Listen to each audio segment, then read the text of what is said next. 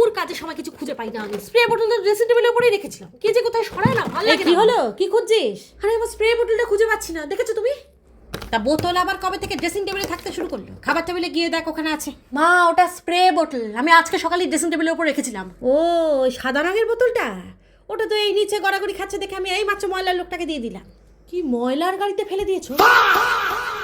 আরে আমি ওটা টোনার ঢালবো বলে রেখেছিলাম। ব্যাস, এতদিন মেঝেতে পড়ে গড়াগড়ি খাচ্ছিল, কারো কোনো হুঁশ ছিল না। এই আমি মেঝে থেকে তুলে ময়লার গাড়িতে ফেলে দিলাম, অমনি দরকার পড়েছে।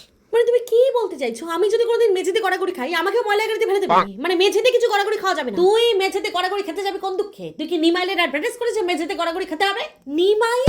নিমাই আবার করতে গেলে এর মধ্যে? না না, আমি এই বাড়িতে নিজে থেকে কিছু একটা কাজ করলেই সেটা ভুল হয়ে যায়।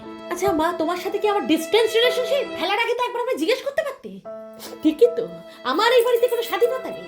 আমাকে কিছু একটা কাজ করতে গেলে সবার থেকে আগে পারমিশন নিয়ে তারপর করতে হয়। ও মানে তুমি এখন বাড়িতে স্বাধীনতা পেতে স্বদেশী আন্দোলন শুরু করে দেবে, আমাদের সমস্ত জিনিসপত্র ঘর থেকে বার করে দিয়ে শুধু নিজেরটাই রাখবে, তাই তো? এই সবই তো বলবি এখন?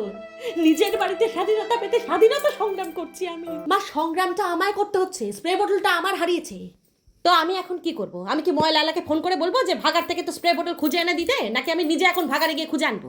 তোমায় আর কিচ্ছু করতে হবে না, তুমি কিছু না করলেই বরং আমি শান্তিতে থাকি।